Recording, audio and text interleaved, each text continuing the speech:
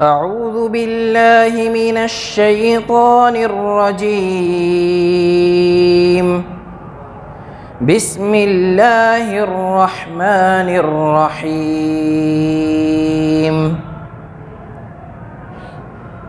وإذا مس الناس ضر دعوا ربهم منيبين إليه ثم إذا أذاقهم منه رحمة إذا فريق منهم بربهم يشركون ليكفروا بما آتيناهم فتمتعوا فسوف تعلمون.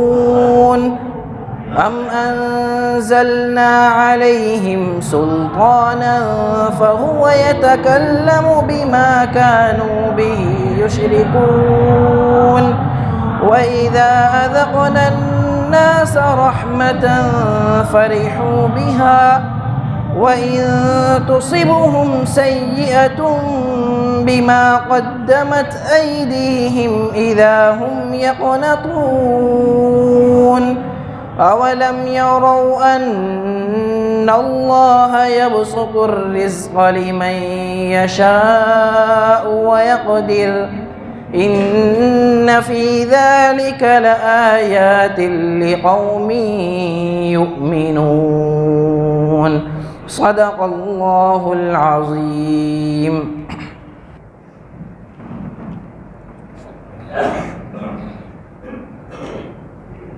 الحمد لله نحمده ونستعينه ونستغفره ونؤمن به ونتوكل عليه ونعوذ بالله من شرور أنفسنا ومن سيئات أعمالنا. من يهده الله فلا مضل له ومن يضلله فلا هادي له. ونشهد أن لا إله إلا الله وحده لا شريك له. ونشهد أن سيدنا ونبينا ومولانا محمدا عبده ورسوله أرسله الله تعالى إلى كافة الناس بشيرا ونذيرا وداعيا إلى الله بإذنه وسراجا منيرا. صلى الله تعالى عليه وعلى آله وأصحابه وأزواجه وأتباعه وبارك وسلم تسليما كثيرا. أما بعد فأعوذ بالله من الشيطان الرجيم. بسم الله الرحمن الرحيم. ربنا وابعث فيهم رسولا من أنفسهم يتلو عليهم آياتك ويعلمهم الكتاب والحكمة ويزكيهم إنك أنت العزيز الحكيم.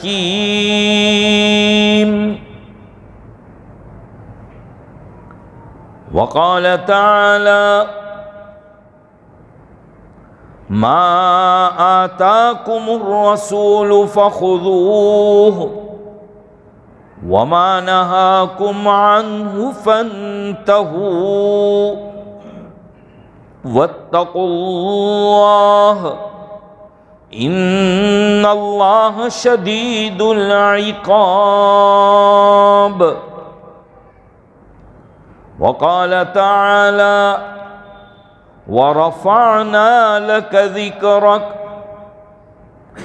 صدق الله العظيم وصدق رسوله النبي الأمي الكريم ونحن على ذلك لمن الشاهدين والشاكرين والحمد لله رب العالمين۔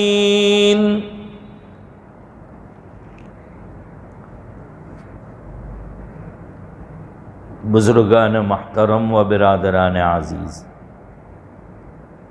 دعا فرمائیے کہ حق تبارک و تعالی اپنے فضل و کرم سے کچھ میرے اور آپ کے کام کی باتیں کہلوا دے، اور کہی سنی باتوں پر ہم تمام کو اللہ تعالی عمل کی توفیق نصیب فرمائے۔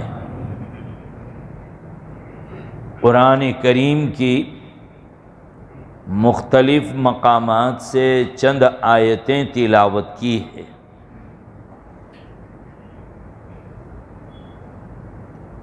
اس وقت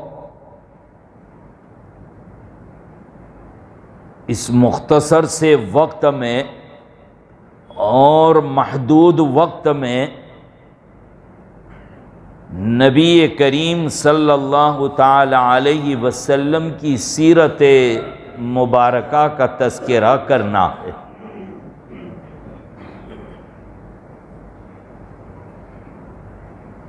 دیکھیے، نبی کریم صلی اللہ تعالی علیہ وسلم کے ایک اعتبار سے زندگی مبارکہ کے دو حصے ہیں۔ ایک حصے کو کہتے ہیں جمال نبوی، اور دوسرے حصے کو کہتے ہیں کمال نبوی۔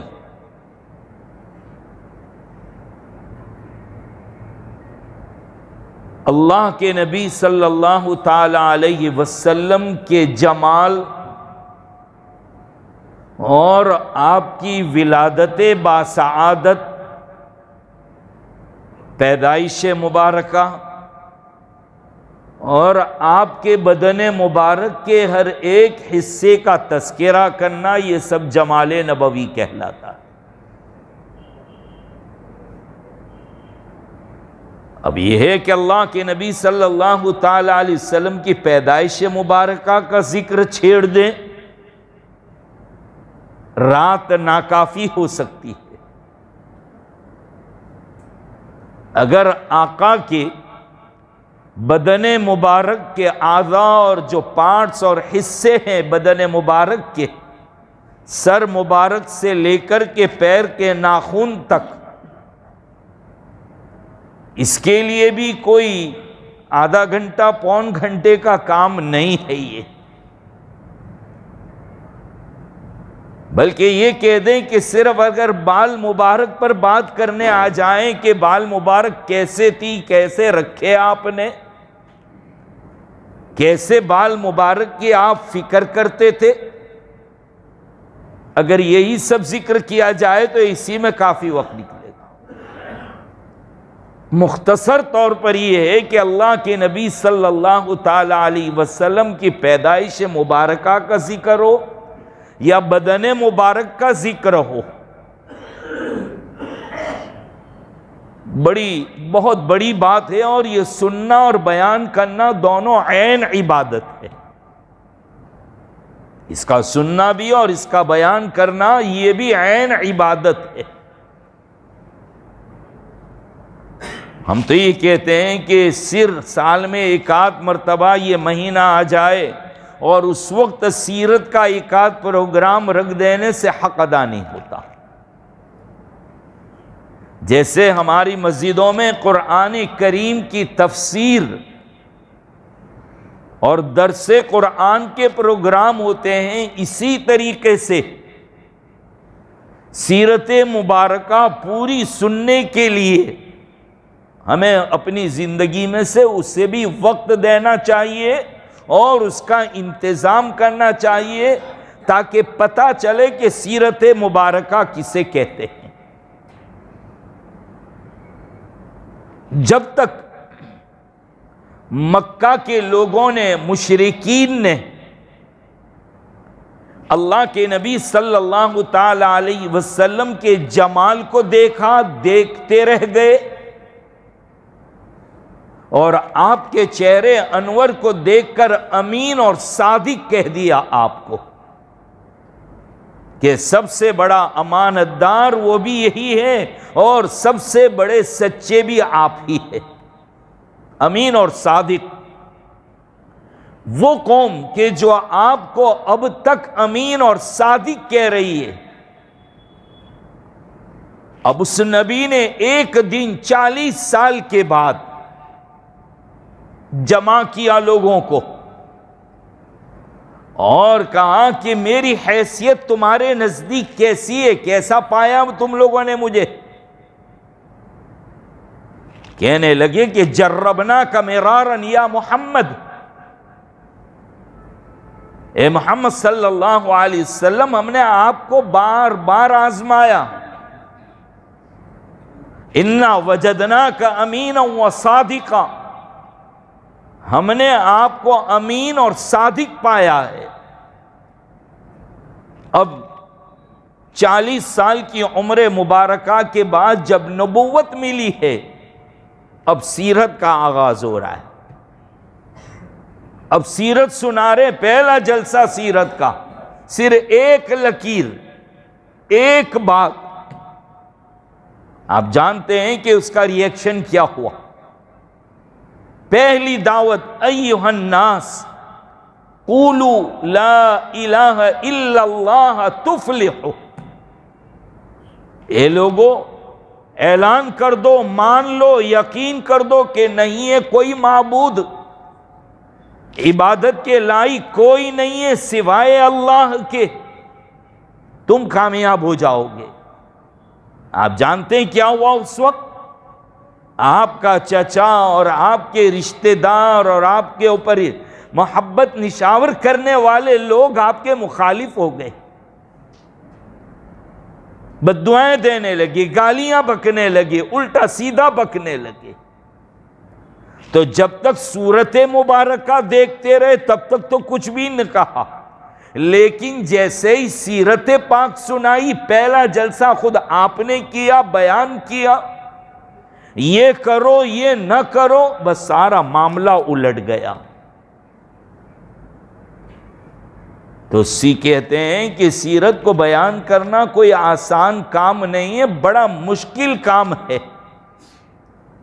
ہمارے پاس ویسے جگر بھی ہونے چاہیے، اسی لیے کہتے ہیں کہ سیرت کو بیان کرنے کے لیے سیدنا جبرائیل علیہ السلام کی زبان چاہیے، کہ جس کو قرآن کریم نے امین کے نام سے یاد کیا ہے، مطاع ثم امین، امانت دار، جو برسوں وحی لے کر آیا کرتے تھے پیغمبروں پر۔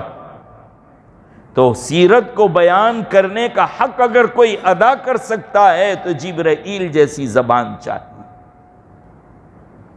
اور سیرت کو سننا صرف ٹیسٹ کے لیے نہیں، مزے کے لیے نہیں، سیرت کیسی سننی ہے تو اس کو سمجھنے کے لیے سیدنا ابو بکر صدیق رضی اللہ تعالی عنہ کو سمجھنا پڑے گا۔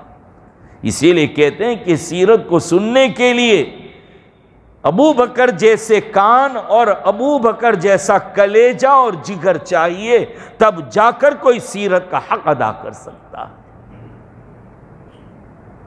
اور ہمارا حال تو یہ ہے کہ 1000 بار بشویم دہن زے مشکو گلاب، ہنوز نام تو گفتن کمال بے ادبی است۔ 1000 مرتبہ بھی میں اپنے منہ کو مشک اور گلاب سے دھوؤں، تب بھی اے نبی تیرا پاک نام لیتے ہوئے ڈر لگتا ہے کہ کہیں بے ادبی نہ ہو جائے۔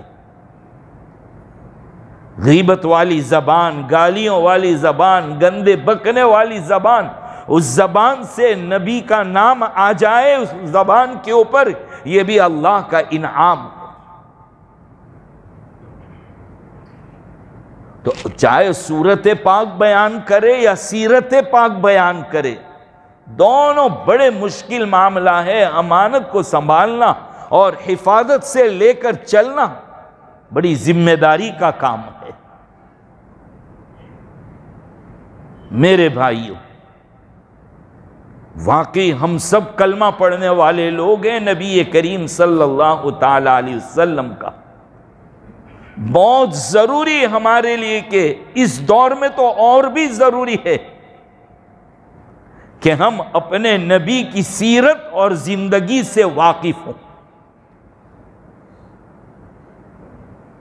آج دنیاوی نالج یا یہ کہیے کہ ایجوکیشن نہ ہونے پر ایک دوسرے کو لعنت ملامت کی جاتی ہے، گھٹیا نگاہوں سے دیکھا جاتا ہے اس کو کہ ان پڑھ ہے، جاہل ہے، ان ایجوکیٹڈ ہے یہ۔ لیکن انہی ایجوکیٹڈ لوگوں سے پوچھ لیا جائے کہ نبی کا نام کیا تھا، زندگی مبارک، عمر مبارک کتنی ہوئی، کتنی سال کی عمر میں آپ کو نبوت ملی ہے، کتنے سال آپ مکہ میں رہے، کتنے سال آپ نے مدینہ منورہ میں گزاری، ہجرت کب ملی، ہجرت کب فرمائی، آپ کے بیٹے کتنے، بیٹیاں کتنی، آپ نے بال مبارک کیسے رکھے تھے، کپڑے کیسے پہنے تھے، آپ کی چال کیسی تھی۔ حالانکہ قرآن مجھے اور آپ کو حکم دیتا ہے لَقَدْ كَانَ لَكُمْ فِي رَسُولِ اللَّهِ أُسْوَةٌ حَسَنَةٌ۔ ہر انسان کی زندگی میں اس کا کوئی نہ کوئی آئیڈیل ہوتا ہے، کوئی نمونہ ہوتا ہے جس کو دیکھ کر انسان اپنے چال چلن، اپنے رہن سہن، اپنا پہننا اوڑھنا، اپنا کھانا، اپنا چلنا، اپنی زندگی گزارنا، اس کو دیکھ کر انسان گزارتا ہے۔ اگر میرا اور آپ کا یہ خیال ہے کہ اپنی زندگی میں کوئی آئیڈیل ہونا چاہیے، کوئی اسوہ اور کوئی نمونہ ہونا چاہیے، اور یقیناً ہے سب کے خیالات میں یہ، تو کس کو ہم بنا سکتے اپنا آئیڈیل؟ اسی کو بنا سکتے ہیں جس کو قرآن کریم یوں کہتا ہے لَقَدْ جَاءَكُمْ رَسُولٌ مِّنْ أَنفُسِكُمْ عَزِيزٌ عَلَيْهِ مَا عَنِتُّمْ حَرِيصٌ عَلَيْكُمْ بِالْمُؤْمِنِينَ رَؤُوفٌ الرحیم۔ یہ آیت پاک کو ذرا پڑھیے آپ، کیا کہہ رہی ہے آیت پاک؟ لَقَدْ جَاءَكُمْ رَسُولٌ مِّنْ أَنفُسِكُمْ، اے لوگوں ہم نے تمہارے پاس تمہارے ہی میں سے ایک کو رسول بنا کر بھیجا ہے، عزیز علیہ ما عنتم، تمہاری برائیاں اور تمہاری خرابیاں وہ اس کے اوپر بڑی بھاری لگتی ہے، اس کو تمہاری تکلیف، تمہاری برائی، تمہارے اندر کی بری چیزیں اس کے اوپر بڑی گراں گزرتی ہے۔ حریص علیکم، جو تمہاری بھلائی کی دھن لگائے بیٹھا ہے۔ ایک صاحب ترجمہ کرتے ہیں یہاں حریص علیکم کہ وہ نبی اور وہ رسول کیسا ہے کہ جس کو ہمیشہ تمہاری بھلائی کی دھن ہے۔ اللہ اکبر، ہر وقت اور ہر آن میری امت کیسے کامیابی کو پہنچے، جس کی یہ فکر، جو امت کے غم میں روتا ہو، تڑپتا ہو، راتوں کو جاگتا ہو، بیداری کرتا ہو۔ یہاں قرآن کریم نے کہا کہ جو شخص ایسا ہو کہ جس کو ہماری برائیوں سے تکلیف ہوتی ہو، ہماری اتنی فکر کہ ہمیشہ ہماری بھلائی کی فکر میں ہو، اسی کو آئیڈیل بنانا چاہیے۔ اور وہ ذات کوئی اور نہیں ہے، صرف اور صرف ایک ہی ذات ہے وہ اس زمین کے اوپر، اور وہ جناب نبی کریم صلی اللہ تعالی علیہ وسلم ہے۔ اب اس نبی کریم صلی اللہ تعالی علیہ وسلم کو جب ہمیں آئیڈیل بنانا ہے تو ہمیں آپ کے بدن مبارک کے متعلق، آپ کے حسن و جمال اور آپ کی خوبصورتی کے متعلق بھی کچھ علم ہونا چاہیے۔ حسن و جمال کا عالم تو یہ ہے کہ شاعر یہ کہتا ہے کہ شاعر کی جو بات ہے اس کا خلاصہ یہ تھا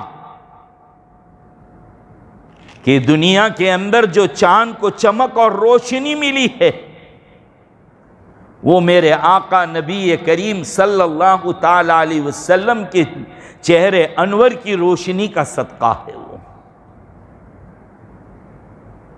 پھر اخیر میں کہتا ہے کہ بعد از خدا بزرگ توئی قصہ مختصر، اللہ تبارک و تعالیٰ کے بعد اگر کسی کا تذکرہ چھیڑنا ہے، کسی کا قصہ بیان کیا جا سکتا ہے، کوئی قابل ذکر ذات ہے تو وہ جناب نبی کریم صلی اللہ تعالیٰ علیہ وسلم۔ اسی کو قرآن کہہ رہا ہے وَرَفَعْنَا لَكَ ذِكْرَكَ، اے محمد صلی اللہ علیہ وسلم ہم آپ کے تذکرے کو بلند کریں گے، عام کریں گے۔ اللہ تعالیٰ نے آپ کا چرچا، آپ کا تذکرہ ہر خاص اور عام کی زبان کے اوپر رکھ دیا، اپنوں نے بھی مانا، غیروں نے بھی مانا، ایسی ذات۔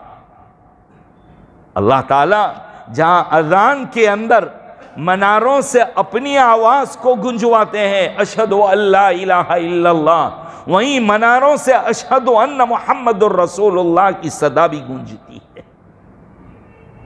جتنی مرتبہ اذان ہوتی ہے ہر اذان میں اللہ کے نام کے ساتھ نبی کریم صلی اللہ تعالی علیہ وسلم کا بھی نام۔ میرے بھائیوں، شاعر کا جو شعر سنانا چاہ رہا تھا اس وقت زبان پہ نہیں آ رہا تھا، اب آیا۔ یا صاحب الجمال و یا سید البشر من وجهك المنیر لقد نور القمر لا يمکن الثناء کما کان حقا بعد از خدا بزرگ تو یہ قصہ مختصر۔ اے خوبصورتیوں کے مالک، اے انسانوں کے سردار، من وجهك المنیر لقد نور القمر، تیرے چہرے کی خوبصورتی سے چاند کو خوبصورتی ملی ہے۔ کہتے ہیں کہ سب سے زیادہ خوبصورت انبیاء علیہ السلام کی جماعت میں، نبیوں میں سب سے زیادہ جو خوبصورت تھے وہ حضرت یوسف علیہ السلام۔ لیکن حضرت مولانا اشرف علی تھانوی رحمۃ اللہ علیہ کے بہت بڑے خلیفہ حضرت مولانا مسیح اللہ خان صاحب جلال آبادی رحمۃ اللہ علیہ، بڑے عاشق نبوی، اپنے پیر اور اپنے شیخ سے جس نے عشق کا سبق سیکھا تھا، وہ نبی کے عشق میں آ کر عجیب بات کرتے ہیں، عجیب سناتے ہیں۔ فرماتے ہیں کہ یوسف علیہ السلام کا جو حسن ہے، جو جمال ہے، وہ خوبصورتی جو ہے وہ بھی میرے آقا کا صدقہ ہے، وہ بھی میرے آقا کا صدقہ ہے۔ اللہ تعالیٰ نے حضور اکرم صلی اللہ علیہ وسلم کے لیے ایک نور بنایا تھا، اس نور کے 4 حصے کیے۔ اس نور کے کتنے کیے؟ 4۔ 3 کو رکھ دو ابھی سائٹ پر، صرف 1/4 کو لے لیجئے، 1/4 جس کو کہتے ہیں، 1/4، 1/4، 1/4 حصہ لیا اللہ تعالیٰ نے اس نور کا۔ اس کے بھی 2 حصے کیے، آدھا حضرت یوسف کو دیا اور آدھا پوری دنیا کی خوبصورتی ہے۔ پاؤ حصے کے آدھے حصے سے وہ پہلے دن سے لے کر کے قیامت تک جتنے خوبصورت آئیں گے یہ اس خوبصورتی کا صدقہ ہے، اور پاؤں کا آدھا حضرت یوسف کو دیا۔ اسی لیے میری امی عائشہ رضی اللہ تعالیٰ عنہ فرمایا کرتی تھی کہ یوسف کے دیکھنے والیوں نے تو اپنی انگلیاں کاٹ دی۔ اب آپ کہیں گے کیسے کاٹی، وہ سنانے جاؤں گا تو پھر بات بڑھ جائے گی۔ یوسف علیہ السلام بڑے خوبصورت تھے۔ مصر کے اندر اور ایجپٹ کے اندر ان کو بادشاہ کے دربار میں لایا گیا۔ عزیز مصر، بہت بڑا شخص ہے، منسٹر، اس کی بیگم دل دے بیٹھی زلیخا، یوسف علیہ السلام کے اوپر دل دے دیا۔ اوہو، پھر جو بھی تذکرہ سنتا اس کا جی چاہتا کہ یوسف کو اپنے قبضے میں لے لے۔ سب تانے دینے لگیاں مصر کی عورتیں کہ ایسی گری ہوئی عورت ہے، اپنا خریدا ہوا غلام، اس کو اوپر عاشق ہو گئی۔ لیکن زلیخا بڑی چالاک تھی، اس نے گالیاں نہیں دی، اس نے جواب نہیں دی، اس نے جتنے بھی منسٹر لوگ تھے ان کی بیویوں کو اپنے گھر ٹی پارٹی کی دعوت دے دی، چائے پہ بلا لیا، اور سب کے ہاتھ میں چھری دے دی، پھل فروٹ دے دیے، اور یوسف علیہ السلام کو ایک جگہ پر ٹھہرا دیا۔ کہا یوسف، جب میں تم سے کہوں جب یہاں سے صرف پاس ہو جانا، قرآن کریم کہتا ہے وَقَالَتِ اخْرُجْ عَلَيْهِنَّ فَلَمَّا رَأَيْنَهُ أَكْبَرْنَهُ وَقَطَّعْنَ أَيْدِيَهُنَّ، جب سب بیٹھ گئی، باتوں میں لگ گئی، مشہور ہو گئی، کیا پہنا، کیا اوڑا، کیا لائی، کیا کھائے، یہ عورتیں لگ گئی ہاتھ میں چھری، یہ مجلس بالکل جم کے چل رہی ہے اور فروٹ کاٹنے کی تیاریاں سب کر رہی تھی۔ وہاں ایسے کاٹ کے نہیں رکھتے تھے اس زمانے میں، بس وہ رکھ دیتے تھے پورے پورے سیب وغیرہ، بس اب کہا کہ نکلو یوسف، پاس ہو جاؤ۔ فَلَمَّا رَأَيْنَهُ، جب انہوں نے دیکھا یوسف کو، قطعن ایدیہن، وہ چھری بجائے سیب پر چلانے کے اپنے ہاتھوں کو کاٹ ڈالا، دیکھتی رہ گئی۔ اتنا خوبصورت کبھی دیکھا نہیں تھا، پاگل ہوگی۔ زلیخا کہنے لگی بیوقوفو، تم نے تو ایک جھلک دیکھی تو ہاتھ کاٹ ڈالے، اب بتاؤ میں نے کیا قصور کیا؟ تو امی عائشہ کہتی ہے، مجھے اس لیے سنانا پڑا کہ امی عائشہ فرماتی ہے یوسف کے دیکھنے والیوں نے تو ہاتھ کاٹے ہیں، کیا بات ہے میرے محبوب صلی اللہ تعالیٰ علیہ وسلم کو اگر دیکھ لیتی تو ہاتھ تو کیا بڑی بات ہے، جگر کاٹی۔ اور جنہوں نے میرے آقا نبی کریم صلی اللہ علیہ وسلم کے جمال اور خوبصورتی کو دیکھا نہیں، سنا، انہوں نے بیان سنا، صحابہ کرام سے تابعین نے، تبع تابعین نے بیان سنے، اللہ کے نبی کی خوبصورتی کی باتیں سنی کہ کیسے خوبصورت تھے، صرف سنایا ہے، وہ سننے والے اس کو برداشت نہیں کر سکے، چیخیں مار مار کے بے ہوش ہو جاتے، جان دے دیتے تھے۔ یہ عالم تھا، عشق کی آگ میں عجب تڑپتے تھے، یہ عشق تھا۔ اللہ تعالیٰ ہمیں بھی اپنے نبی سے عشق کا کوئی حصہ نصیب فرما دے۔ اس لیے ذہن منتشر ہے کہ میں جاؤں تو کون سی طرف جاؤں، کس چیز کا تذکرہ کروں سیرت مبارکہ کے اندر۔ مختصر طور پر یہ کہ ایک زندگی آپ کی بدن مبارک والی ہے، خوبصورتی والی ہے، جمال والی ہے، یہ 40 سال کا حصہ۔ 40 سال کی عمر میں آپ کو نبوت ملتی ہے، آپ نبوت کا اعلان کرتے ہیں، اور نبوت کا اعلان کرتے ہی اپنے جو ہے وہ پرائے ہو گئے، ڈنڈے اٹھا لیے، گالیاں دینے لگے۔ حالانکہ قرآن کریم نے ان کا جواب دیا جب یہ کہا چچا ابو لہب نے کہ تبّا لک لہذا جمعتنا، تیرے ہاتھ ٹوٹ جائے تو نے اس کے لیے ہم کو جمع کیا تھا۔ قرآن میرے آقا نے تو جواب نہیں دیا، قرآن کی صورت نازل ہوئی تبت یدا ابی لہب وتب ما اغنا عنہ مالہ وما کسب۔ تو نے تو ابھی کہا ہے میرے نبی کے لیے بد دعائیاں جملے استعمال کیے، ہم نے تو تیری بربادی کا فیصلہ کر لیا۔ اے ابو لہب، ہم نے تیری بربادی کا فیصلہ کر لیا۔ اللہ تعالیٰ نے اس کہنے والے کو بدن کے اندر ایسی بدبو اور ایسی سڑن پیدا کی کہ جب مرا ہے تو اس کے 4 حبشی کالے غلاموں کو بلایا گیا، انہوں نے ڈنڈوں کے ذریعے سے لے جا کر ایک کھدیڑ کر ایک گڑھے کے پاس لے گئے اور اوپر سے پھینک دیا اور بڑے بڑے پتھر ڈال دیا۔ یہ ابو لہب کا حال ہوا ہے۔ اس لیے اس وقت دنیا میں وہ لوگ جو کہ نبی کے کارٹون بناتے ہیں، نبی کے متعلق برا بھلا لکھتے ہیں، آرٹیکلز لکھتے ہیں، کلپس بناتے ہیں، مسلمانوں پریشان ہونے کی ضرورت نہیں ہے، اس کا جواب ہم مار سے نہیں دیں گے۔ ہمارے آقا نے اپنے گالیاں دینے والوں کو پتھر نہیں مارے ہیں، دعائیں دیے۔ یہ سیرت کی تعلیم ہے، آج کا پیغام یہی ہے۔ گالیاں نہیں دی میرے نبی نے، بد دعائیں نہیں دی، اینٹ کا جواب پتھر سے نہیں دیا ہے۔ بدن مبارک سے خون نکال دیا تھا جن لوگوں نے، ان کو بھی میرے آقا نے بد دعائیں نہیں دی، ان کے لیے دعائیں کی ہے۔ میرے اور آپ کے لیے اصل میں لوگوں کی ہمت کیوں ہو رہی اتنی کہ ہم نے اپنے نبی کو پڑھنا چھوڑ دیا۔ ہم خود اپنے نبی سے واقف نہیں ہیں۔ نبی کے نام پر ہر آدمی اپنی 1.5 اینٹ کی مسجد الگ بناتا ہے، اپنے گھروں میں، اپنے محلوں میں، اپنے رشتہ داریوں میں آڑ پیدا کر لی، ایک دوسرے کے اوپر کفر کے فتوے تک لگا دیے، کافر تک بنا دیا، حالانکہ میرا نبی کافر بنانے نہیں آیا تھا، مسلمان بنانے آئے تھے۔ اور ہم امتی ہے کہ ایک دوسرے کے اوپر فتوے ٹھوکتے چلے جا رہے۔ اگر ہمیں سے پوچھ لیا جائے کہ نبی کی زندگی کے متعلق کتنا جانتے ہو، نعرے بازی تو اتنی ساری کرتے ہو، جانتے کتنا ہو، کیا جواب ملے گا؟ کتنا نالج ہے، کتنا جانتے ہم نبی کے متعلق؟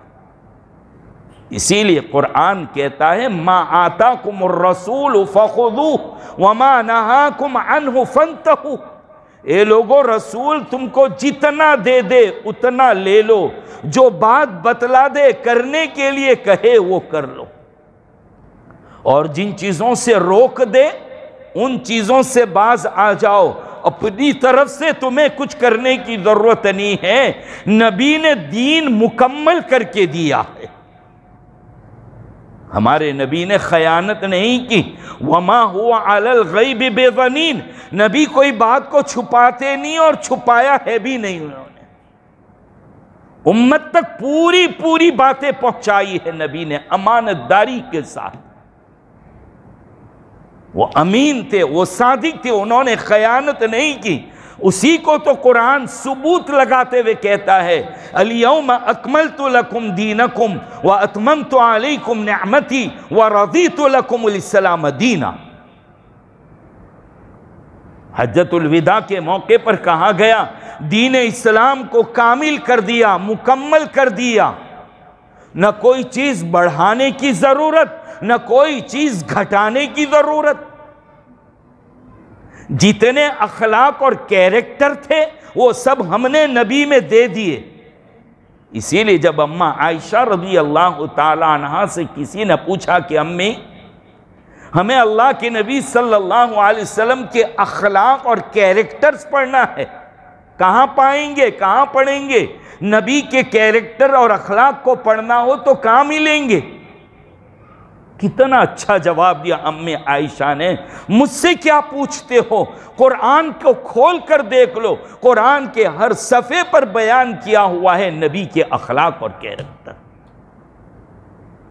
خلاصہ یہ کہیں گے کہ جتنا قرآن میں ہے وہ سب نبی کی زندگی میں تھا، اور جتنا نبی کی زندگی میں تھا وہ سب اللہ نے قرآن میں بیان کیا۔ اسی لیے کہتے ہیں دو قرآن، ایک قرآن تو یہ جو ہمارے یہاں رکھا ہوا ہے، اور ایک چلتا پھرتا قرآن، یعنی جناب نبی کریم صلی اللہ علیہ وسلم جو کچھ قرآن میں بیان کیا سب پر آپ نے عمل کیا، اور جو کچھ آپ کی زندگی میں ہے وہ سب قرآن کریم میں موجود ہے۔ یہ ہے اخلاق، یہ کیریکٹر نبی کریم صلی اللہ تعالی علیہ وسلم۔ میں اور آپ کوئی تہوار منانا ہو، اپنی زندگی کا کوئی حصہ متعین کرنا ہو، ہم پابند ہیں نبی کریم صلی اللہ تعالی علیہ وسلم کی تعلیمات کے۔ جتنا آقا نے کیا، جتنا کہا ہمیں اتنا ہی کرنا، اس سے زیادہ کرنے جاؤ گے گڑبڑ ہو جائے گی۔ ایک مرتبہ عبداللہ ابن عمر رضی اللہ تعالیٰ عنہما، حضرت عمر ابن خطاب کے بیٹے ہیں حضرت عبداللہ، ان کے متعلق مشہور حدیث کی کتابوں میں آتا ہے کہ حضرت عبداللہ ابن عمر نہ سنت میں زیادتی کرتے تھے وَلَمْ يَقْصُرْ دُونَ، اور نہ اس کے اندر کوئی کمی کرتے تھے، جتنا آقا نے بیان کیا سب پر عمل کرتے تھے عبداللہ ابن عمر رضی اللہ تعالی۔ متبع سنت، راستے میں چلتے چلتے تھوڑی دیر بیٹھ گئے کسی درخت کے نیچے، کہا کیوں؟ کہا میں نے اسی سفر اور اسی راستے کے درمیان میرے آقا کو دیکھا تھا اس درخت کے نیچے بیٹھے ہوئے، اس لیے میں بھی بیٹھ گیا۔ پیر پھیلا کر بیٹھے ہیں، سب لوگ آنے لگے تو پیر سکڑ لیے، کہا ایسا کیوں کیا؟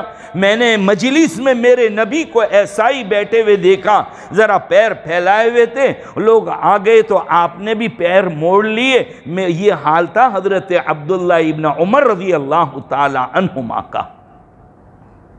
ان کے متعلق آتا ہے کہ ایک مرتبہ سمندر کے کنارے کھڑے ہوئے تھے اور ایک جہاز جا رہا تھا ذرا دور سے، کوئی اتنی زیر سے چھینک کھائی کسی نے کہ آپ تک آواز آئی۔ کہتے 3 درہم کی کشتی کی اس جہاز تک پہنچے اور وہاں جا کر اتنا بول کر آئے کہ الحمدللہ اگر چھینک والا کہے تو جواب میں کیا کہنا چاہیے؟ یرحمک اللہ۔ 3 درہم کی کشتی کی، وہاں تک گئے اور یرحمک اللہ کہہ کر آ گئے۔ اتنے سنت کے پابند کہ میرے نبی کا کوئی فرمان چھوٹنے نہ پائے۔ لیکن ایک مرتبہ کسی نے چھینک کھائی اور کہا الحمدللہ والصلاۃ والسلام علی رسول اللہ، فوراً پکڑ لیا، فوراً پکڑ لیا۔ کہا میں نے کیا غلط کیا؟ میں نے نبی پر صلاۃ والسلام پڑھا اور آپ نے مجھے پکڑ لیا، آپ ڈانٹتے ہیں؟ کہا کہ میرے نبی سے چھینکنے کے وقت جب چھینک آئے تو صرف الحمدللہ کہنا ہی ثابت ہے، اس سے زیادہ کچھ کہنا ثابت نہیں۔ اندازہ لگائیے کتنے بڑے لوگ تھے وہ۔ اب صلاۃ والسلام کتنا مبارک عمل ہے کہ نبی پر صلاۃ پڑھو، سلام پڑھو۔ قرآن کریم حکم دیتا ہے اور نبی نے صلاۃ اور سلام دونوں پڑھنے کا طریقہ بھی بتلایا۔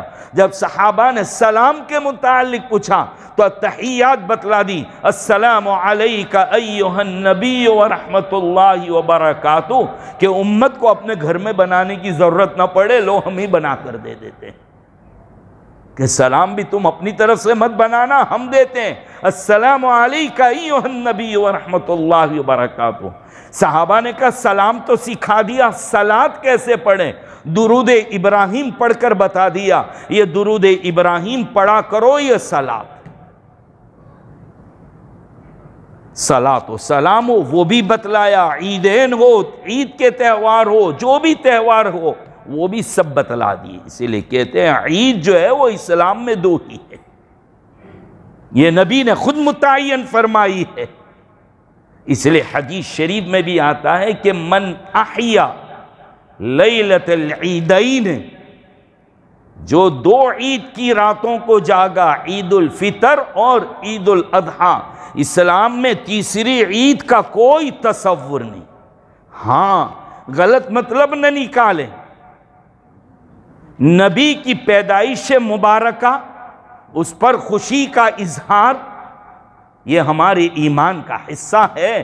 نبی کے پیدا ہونے پر اور ولادت کے اوپر کوئی خوش نہ ہو تو وہ ایمان سے بھی چلا جائے گا۔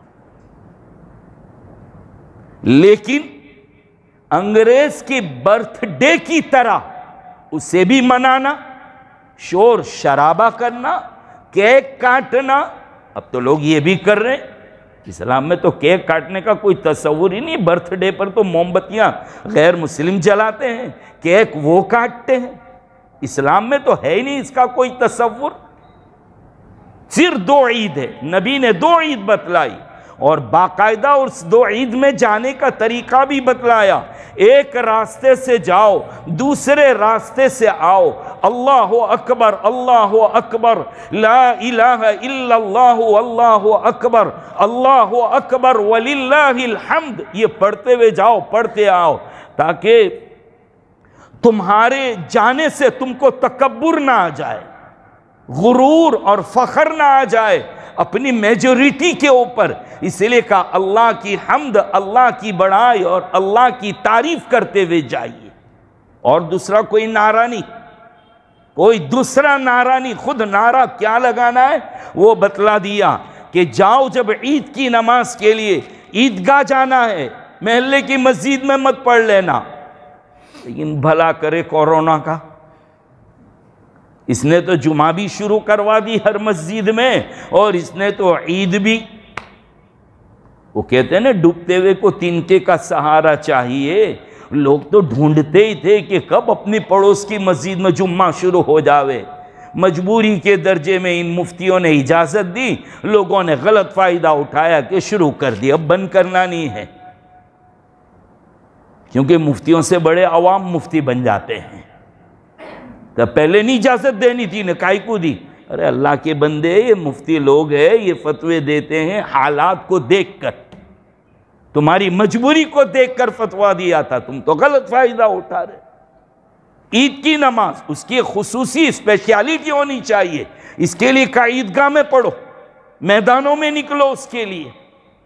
لیکن اب تو عید بس کپڑے پہنے سیدھے پڑوس کی مسجد میں گھس گئی، اور 2-4 صف کی مسجد کے اندر بھی عید کی نمازیں ہو رہی ہے۔ تو عید 2 عید، اور باقاعدہ اس میں جانے کے لیے کہا اچھے کپڑے پہنو، خوب پہنو، عطر لگاؤ، بنٹھن کے بن سنور کے جاؤ، سب سے اچھے کپڑے جو وہ پہن کر جاؤ، اور جاتے وقت باتیں کرتے ہوئے مت جانا، شور شرابے کرتے ہوئے مت جانا، اللہ کو یاد کرتے ہوئے اللہ اکبر اللہ اکبر لا الہ الا اللہ واللہ اکبر وللہ الحمد، یہ پڑھنے کے لیے کہا گیا آپ کو۔ ایک راستے سے جانا ہے، اسی راستے سے مت آنا، دوسرے راستے سے آنا، تاکہ تمہاری میجورٹی کا بھی پتہ چلے، اور یہ بھی پتہ چلے کہ مسلمان جب چلتا ہے تو بھی اللہ کے لیے چلتا ہے، بیٹھتا ہے تب بھی اللہ کے لیے بیٹھتا ہے، یہ اللہ کا نام لیے بغیر آگے نہیں چلتا۔ دنیا والوں، تمہیں ہم اپنی طاقت سے نہیں ڈراتے، ہمارا اللہ بہت بڑا۔ لیکن اب یہ سب چھوڑ کر اپنی طرف سے راستے بنا لیے، ڈی جے بھی بج رہے ہیں، اچھل کود بھی ہو رہا ہے، ماں بہنوں کی عزت آبرو بھی جا رہی ہے، نمازیں بھی جا رہی ہے۔ ارے عشق نبوی کے اندر تم محلوں میں ایسے نکلے کہ تمہاری نمازیں جا رہی، اور نماز کا حال تو یہ ہے کہ قرۃ عینی فی الصلاۃ، میرے آقا فرماتے میری آنکھوں کی ٹھنڈک نماز میں ہے۔ نبی کو سب سے زیادہ سکون جو ملتا تھا وہ نماز میں ملتا تھا۔ یہ کیسا عشق، نماز چھوڑ جائے، پیر مبارک زمین پہ نہیں لگ رہے، ورم ہے، آخری دنوں میں بیمار ہے آقا، ضعف اور کمزوری ہے، لیکن 2 صحابی کے کاندھوں پر ہاتھ رکھ کر بھی آپ گئے۔ ایک صحابی نے اجازت مانگی، بہت دور رہتا ہوں، معذور ہوں، چلے نہیں جاتا، آنکھوں سے نظر نہیں آتا، عشاء کی نماز گھر میں پڑھ لوں؟ پہلے تو اجازت دے دی کہ ٹھیک ہے، لیکن فوراً ان کو بلایا کہ اذان کی آواز آتی ہے گھر پر؟ کہا کہ جی ہاں آتی ہے۔ کہا خبردار گھر میں مت پڑھنا، مسجد میں آ کر پڑھنا۔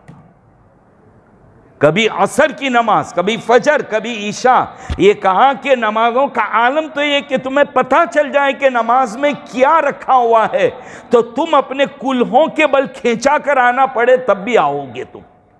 اتنی اہم چیز ہے نماز تو۔ نماز چھوڑ جائے وہ عاشق نبوی کبھی بھی نہیں ہو سکتا۔ عشق نبوی کا دعویٰ جھوٹا اور غلط ہے۔ اس کے گھر میں ایک بھی بے نمازی ہو وہ جھوٹا ہے اپنے عشق میں۔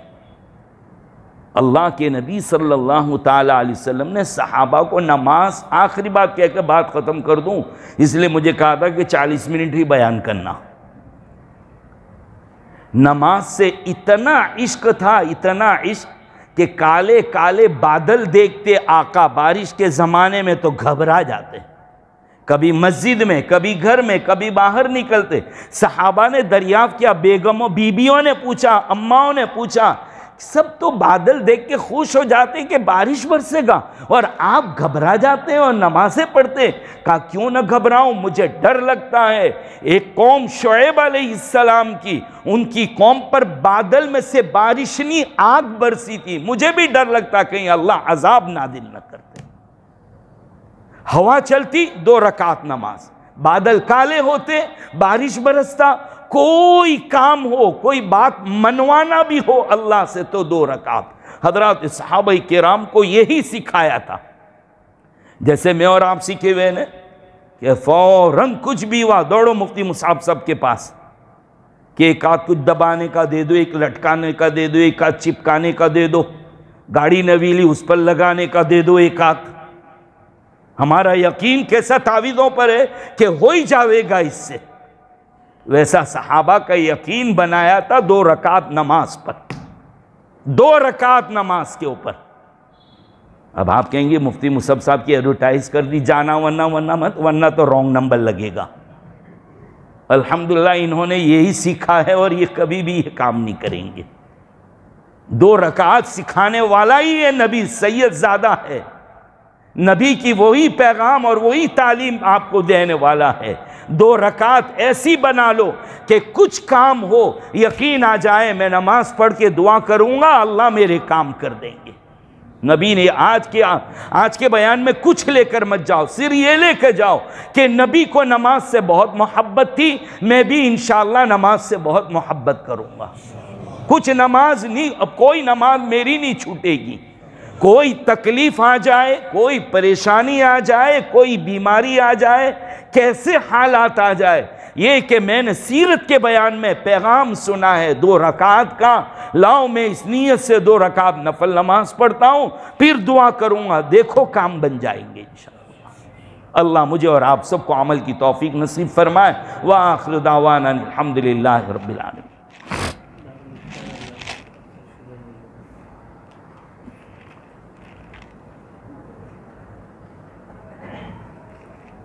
سگرام پورے والوں، میں آپ کو مبارکبادی دیتا ہوں، مبارک ہوں۔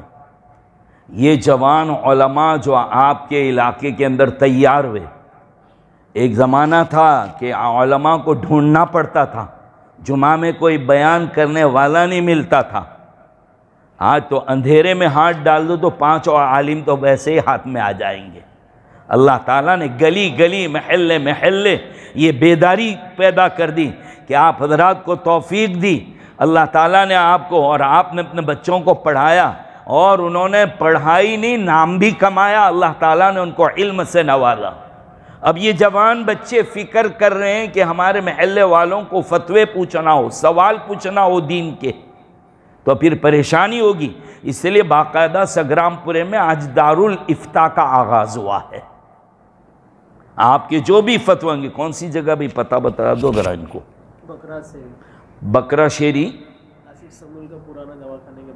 ڈاکٹر آصف سمول صاحب کا جو دواخانہ تھا، اس کے پرانا جو تھا اس کے پڑوس میں عصر سے مغرب آپ کو انشاءاللہ مفتیان کرام ملیں گے۔ بہت اچھی بات ہے، اب صورت میں جگہ جگہ پر یہ بھی شروع ہو رہا ہے۔ اللہ تعالیٰ ان جوان علماء کی عمروں میں برکت عطا فرمائے، ان کے علم و عمل میں ترقی عطا فرمائے، ہمیں ان کی قدر کرنے کی توفیق عطا فرمائے۔ اللہ تعالیٰ خوب ترقیات سے نوازے، بڑی دل سے دعائیں نکلتی ہے، بچے خوب کام کر رہے ہیں ماشاءاللہ، یہ جوان الحمدللہ اپنی جوانی کو صحیح راستے پر، صحیح ڈھنگ اور صحیح نہج پر چلا رہے ہیں۔ اللہ تعالیٰ ہر شر سے ان کی حفاظت فرما کر اخلاص کے ساتھ خوب کام لے، اور ہمیں ان کی خوب قدردانی نصیب فرمائے اور فائدہ اٹھانے کی توفیق دے۔ وآخر دعوانا الحمدللہ رب العالمین۔ بسم اللہ الرحمن الرحیم، الحمدللہ رب العالمین، والصلاة والسلام علی سید الانبیاء واشرف المرسلین محمد وعلی آلہ واصحابہ اجمعین۔ یا حی یا قیوم یا ارحم الراحمین یا ذا الجلال والاکرام، یا حی یا قیوم یا ارحم الراحمین یا ذا الجلال والاکرام، یا حی یا قیوم یا ارحم الراحمین یا ذا الجلال والاکرام۔ اللہم صل علی محمد عبدک ورسولک، وصل علی المؤمنین والمؤمنات والمسلمین والمسلمات۔ ربنا ظلمنا انفسنا وإن لم تغفر لنا وترحمنا لنكونن من الخاسرین۔ ربنا آتنا في الدنيا حسنة وفي الآخرة حسنة وقنا عذاب النار۔ اللهم اهدنا الصراط المستقيم، صراط الذين أنعمت عليهم غير المغضوب عليهم ولا الضالين۔ ربنا هب لنا من أزواجنا وذرياتنا قرة أعين واجعلنا للمتقين إماما۔ رب اجعلني مقيم الصلاة ومن ذريتي ربنا وتقبل دعاء۔ ربنا اغفر لي ولوالدي وللمؤمنين يوم يقوم الحساب۔ اے اللہ ہمارے گناہوں کو معاف فرما، خطاؤں سے درگزر فرما، گناہوں کو نیکیوں سے مبدل فرما، گناہوں سے نفرت نصیب فرما، نیکیوں کا ذوق اور شوق نصیب فرما، نیکیوں کے مواقع نصیب فرما، نیکیوں کی رغبت دلوں میں پیدا فرما۔ اے اللہ ہمارا گھرانہ سدھار دے، ہمارے بچوں اور ہمارے بیوی بچوں کی سب کی اچھے اخلاق سے تربیت فرما۔ اے اللہ ہم اپنی اولاد کی اچھے اخلاق سے تربیت نہیں کر سکے ہیں، ہم قصوروار ہیں۔ اے اللہ ہمارے گھروں میں ہمارے نبی کریم صلی اللہ علیہ وسلم کی سنتوں اور تعلیمات کو زندہ فرما دے۔ اے اللہ ہمیں اپنے نبی کا سچا عشق نصیب فرما، ہمیں سچے عاشق بنا دے۔ اے اللہ ہمیں نمازوں سے محبت نصیب فرما، ہمیں نمازی بنا دے۔ اے اللہ ہماری بیوی بچوں کو، ہماری ماں بہنوں کو پردے کی توفیق عطا فرما، نبی کی سنتوں کو ہمارے گھروں میں زندہ فرما۔